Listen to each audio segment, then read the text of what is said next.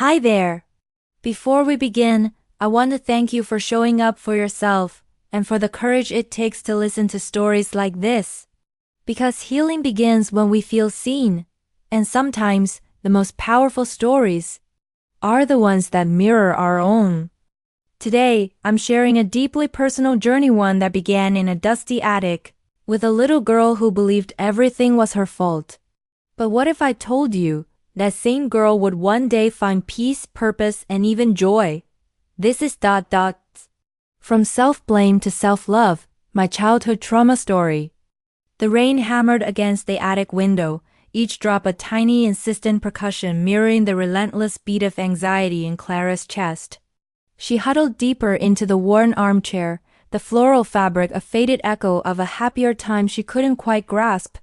Clara was 42, a successful architect with a sleek, modern apartment overlooking the city, but tonight she was 10 years old again, trapped in the suffocating silence of her childhood home. It always came back to this, didn't it? The attic, the rain, the feeling that everything was her fault. It had been her fault when her father lost his job, hadn't it? She'd overheard her parents arguing, her mother's voice tight with worry, her father's a low rumble of despair. It was because she needed new shoes, expensive ones, the kind all the other girls in school were wearing. A frivolous, selfish desire that had somehow triggered a chain of events leading to financial ruin. At least that's how her 10-year-old mind had interpreted it.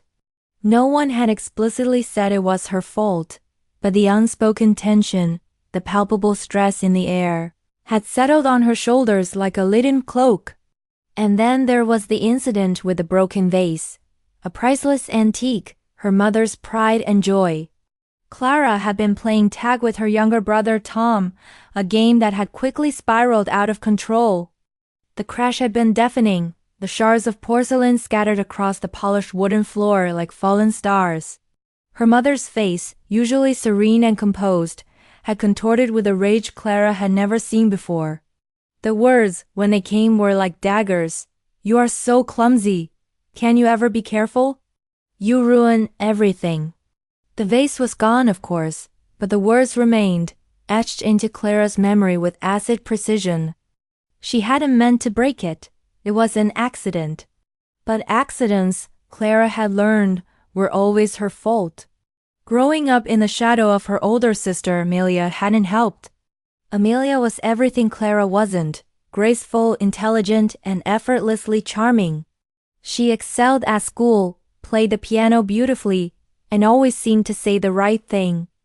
Clara, on the other hand, struggled with academics, was tone-deaf, and possessed an uncanny ability to spill food on herself at the most inopportune moments. Her parents, while never openly favoring Amelia, seemed to unconsciously gravitate towards her, drawn to her brilliance like moths to a flame. Clara felt like a shadow, a pale imitation of the perfect daughter they truly wanted. And so, she retreated into herself, building walls around her heart, convinced that she was inherently flawed, unworthy of love and acceptance. The self-blame became a constant companion, a nagging voice in her head whispering insidious doubts and recriminations. Even seemingly insignificant events were twisted into evidence of her inadequacy. A missed deadline at work? Her fault for procrastinating. A burned dinner? Her fault for not paying attention. A friend's disappointment? Her fault for not being supportive enough. It was a relentless cycle of self-criticism, fueled by the deep-seated belief that she was fundamentally broken. Years passed. Clara went to college, studied architecture, and eventually built a successful career. She surrounded herself with friends, dated occasionally, and even managed to convince herself, at times, that she was happy. But the past always lingered, a ghost in the machine, sabotaging her relationships and undermining her self-confidence. She found it difficult to trust people, always expecting them to leave, to be disappointed in her, to see her for the flawed person she believed herself to be. The fear of failure paralyzed her, preventing her from taking risks, from pursuing her dreams with the kind of reckless abandon that came so naturally to others. She played it safe, sticking to what she knew, afraid to step outside her comfort zone, and risk exposing her vulnerabilities. And then, one day, she stumbled upon a book about childhood trauma. It was a revelation. Suddenly, everything started to make sense. The self-blame, the anxiety, the difficulty with relationships, it was all connected to her childhood experiences. The book described the impact of emotional neglect, the subtle ways in which parents can unintentionally wound their children, leaving them feeling unloved, unseen, and unworthy. It talked about the inner child, the wounded part of ourselves that carries the pain and trauma of the past, influencing our thoughts, feelings, and behaviors in the present. Clara wept as she read, tears of recognition, of grief, of anger. She realized that she had been carrying this burden for far too long, that she deserved to be free from the shackles of her past. She sought out a therapist, a kind, compassionate woman who helped her unpack her childhood experiences, to challenge her negative beliefs, and to reconnect with her inner child. It was a long and arduous process, filled with painful memories and difficult emotions. There were times when Clara wanted to give up, to retreat back into the familiar comfort of self-blame. But her therapist encouraged her to keep going, to be patient with herself, to trust the process. Slowly, gradually, Clara began to heal.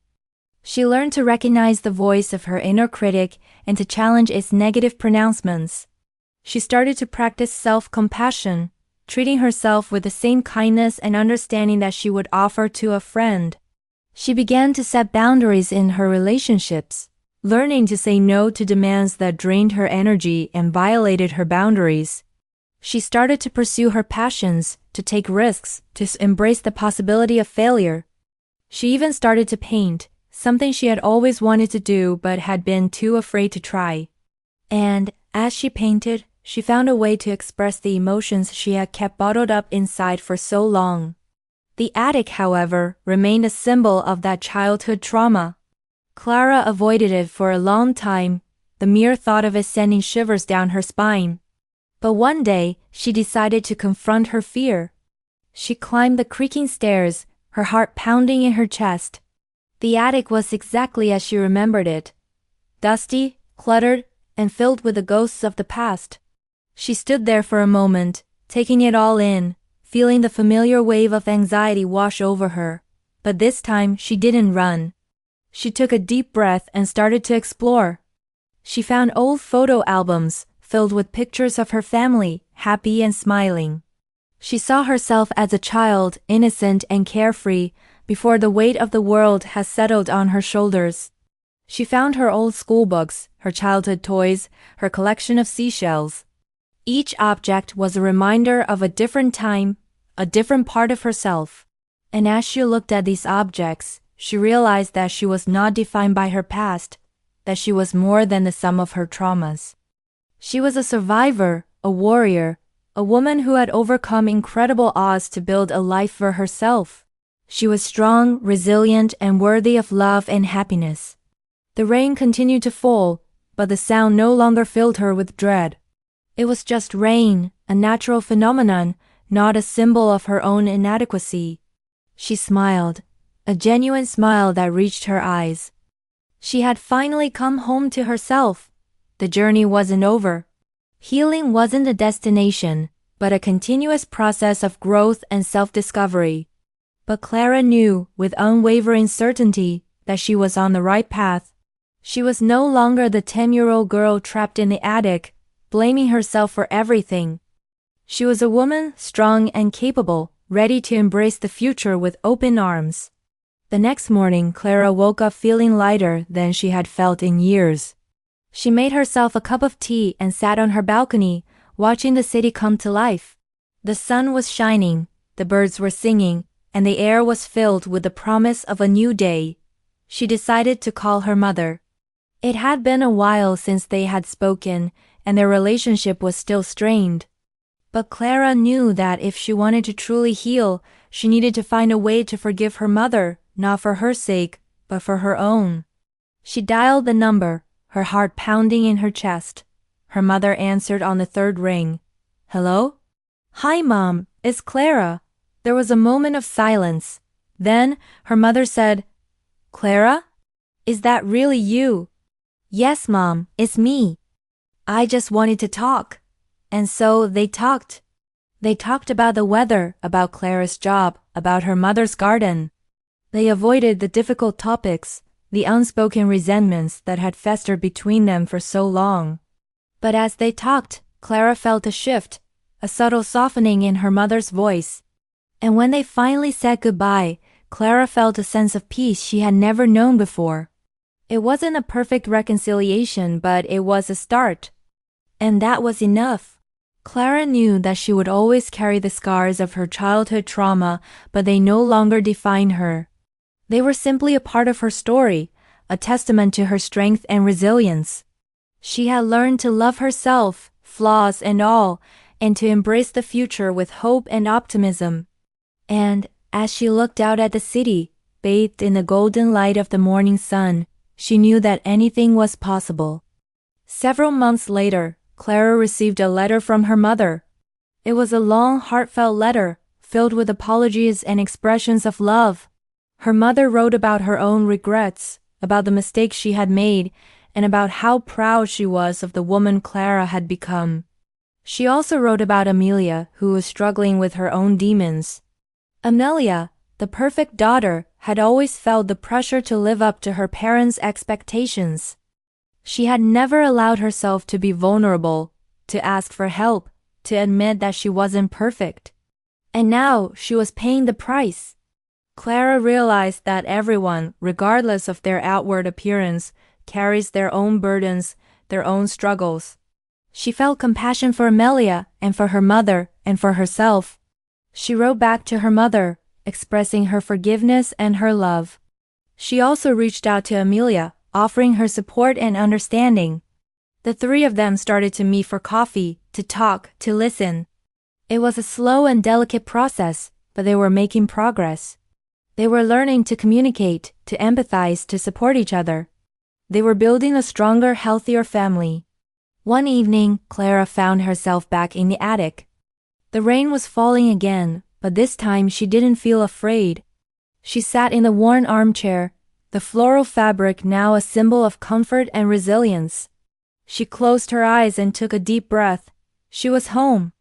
She had finally come home to herself and to her family. And as she sat there, listening to the rain, she knew that she was exactly where she was supposed to be. Clara decided to create a program to help others who had experienced childhood trauma. She started small, offering workshops and support groups in her community.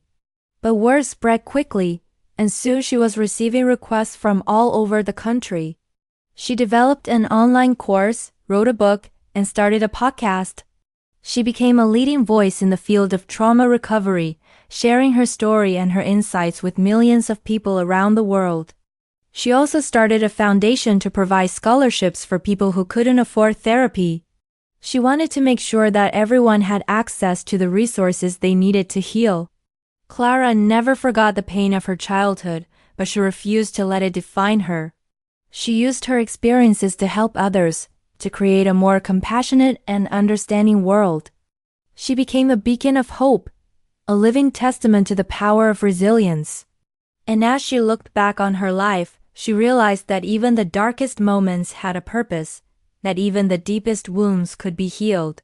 She had learned to embrace her past, to forgive herself and others, and to live each day with gratitude and joy. She had finally found her purpose, her passion, her place in the world. And she knew that she was making a difference, one person at a time. She met a man named David, who was also a therapist. They fell in love and got married. David was kind, supportive, and understanding. He had also experienced childhood trauma, so he knew what Clara had gone through. They built a life together, filled with love, laughter, and mutual respect. They had 2 children, a boy and a girl. Clara was determined to break the cycle of trauma, to raise her children in a loving and supportive environment. She taught them about emotions, about boundaries, about self-compassion. She encouraged them to express themselves, to be creative, to pursue their dreams. She made sure they knew that they were loved unconditionally. Clara and David created a safe and nurturing home for their children, a place where they could be themselves, without fear of judgment or criticism. They taught them the importance of empathy, of kindness, of giving back to the community. They raised them to be strong, resilient, and compassionate individuals. And as Clara watched her children grow and thrive, she knew that she had succeeded. She had broken the cycle of trauma, and she had created a better future for her family. She had come a long way from the 10-year-old girl trapped in the attic, blaming herself for everything. She was now a woman, a wife, a mother, a therapist, an author, a speaker, a philanthropist. She was a survivor, a warrior, a beacon of hope. And she was finally free. Thank you so much for listening. If this story touched something deep within you, know that you are not alone. Healing is not linear, and it's never too late to come home to yourself just like Clara did. If you're carrying silent wounds from the past, I encourage you to take one small step toward healing today. That could mean reaching out for support, journaling your truth, or simply reminding yourself you are not broken. You are becoming. If this story helped you, please consider liking, sharing, or subscribing. It helps others find these healing stories too. Until next time, take care of your heart, and remember, you are worthy of love just as you are.